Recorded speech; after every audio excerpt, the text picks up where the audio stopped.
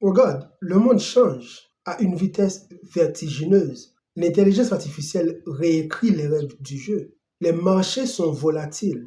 Les compétences d'hier sont obsolètes demain, même aujourd'hui. Dans ce chaos apparent, qui s'en sortira le mieux, selon toi? Pas nécessairement celui qui a passé 30 ans à maîtriser une seule chose, risquant d'être remplacé par l'algorithme. Non. Le gagnant sera celui qui sait comment s'adapter, celui qui peut comprendre plusieurs domaines, faire le pont entre la technologie et l'humanité, l'économie et la psychologie, la logique et la créativité. Celui qui sait comment exprimer, je dirais, sa multipotentialité. Un multipotentiel, d'autres les appellent généraliste ou polyvalent.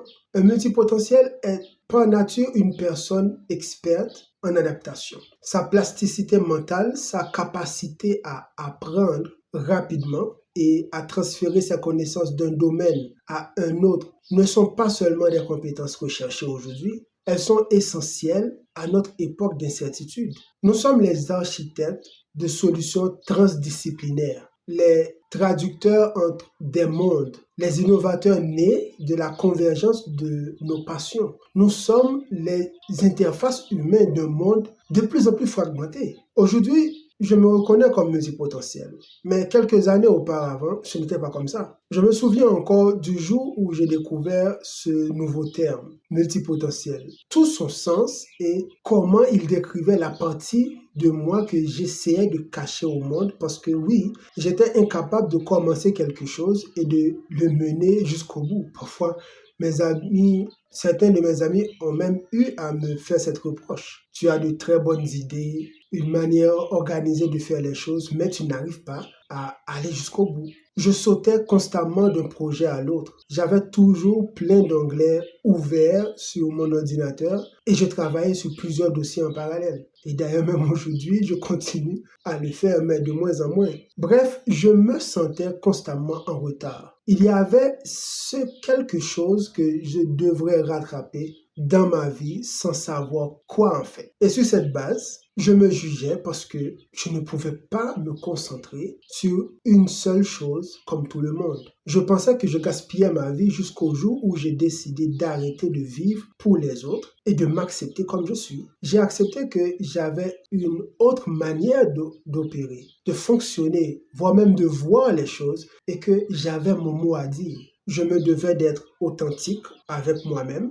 d'être honnête envers moi-même. Et dès que je l'ai fait, tout a basculé. Cette décision m'a poussé à créer un blog, To Be Multipotentialized. Et je me suis lancé le défi de le faire en anglais. Le lien se trouve dans la description de la vidéo et sur le mur de la chaîne. Tu peux faire un coup d'œil. Plus j'enquêtais sur les personnes ayant ces traits de caractère, plus j'essayais de connaître ce nouveau visage de moi-même qui se dévoile à moi, plus je réalise qu'être multipotentiel est bien plus qu'une simple limitation que la société voit, comme les gens qui ne peuvent pas se concentrer sur une chose, qui savent tout faire mais sans rien maîtriser. J'ai vu que c'est plus profond que ça. Non, sérieusement. Et si je te faisais comprendre qu'être multipotentiel n'est pas qu'un trait de caractère inné où ces clichés ne sont pas fondés comme tu le penses. Une chose que je peux te rassurer, c'est que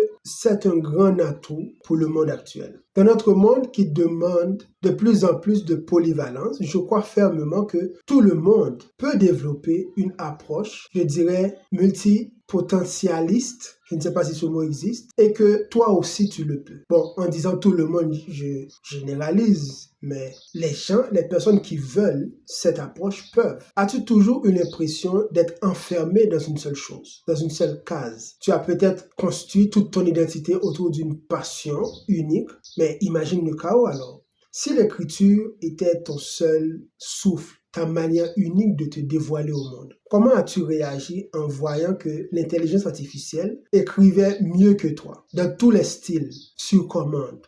Si l'art était ton seul langage, qu'as-tu pensé quand l'intelligence artificielle a commencé à générer des images d'une finesse à couper le souffle, des créations parfois plus polies que les tiennes? Si le marketing était ton terrain de jeu exclusif, comment as-tu accepté le fait qu'avec une simple image ou même une demande imparfaite, un simple prompt, l'IA puisse produire des vidéos publicitaires évolutives en moins d'une minute?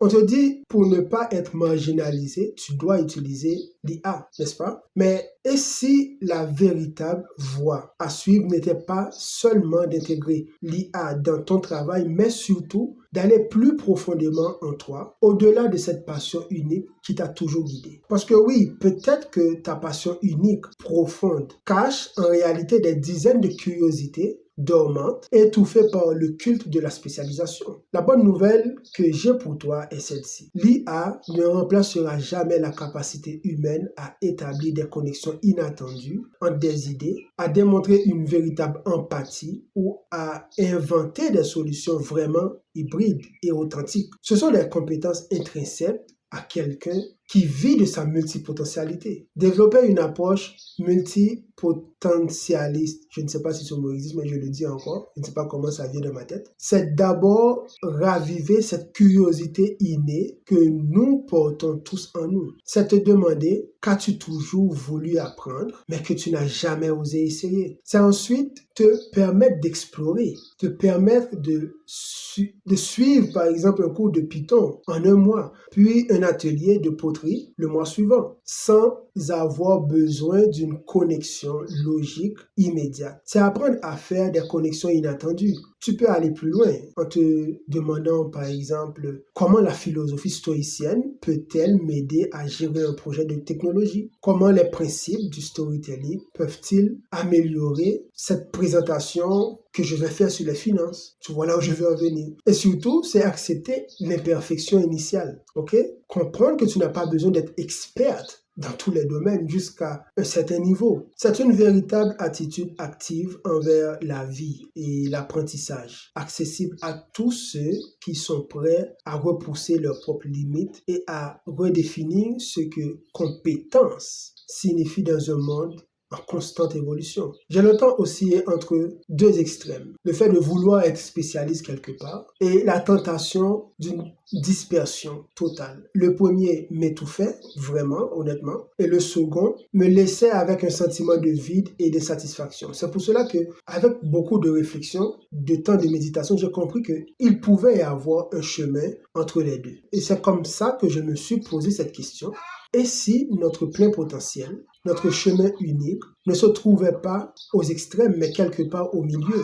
Il ne s'agit pas d'être soit un spécialiste, soit un touche-à-tout un peu dispersé, mais c'est plus ou moins l'art de trouver un équilibre qui nous correspond de manière unique en fonction de ce que nous voulons pour notre vie. C'est là que tu peux combiner ta connaissance de la psychologie avec la technologie, ta compréhension de l'économie avec le storytelling. Ce sont des choses que personnellement je fais, qui sont en quelque sorte naturelles pour moi, mais que tout le monde, je veux dire, celui qui le veut peut aussi l'apprendre. Souvent, on aime opposer les spécialistes aux multipotentiels, touche à tout, comme on le ferait entre le lièvre et la tortue. Je t'invite même à regarder ma vidéo sur le lièvre et la tortue. Mais ma vision de la chose est tout autre.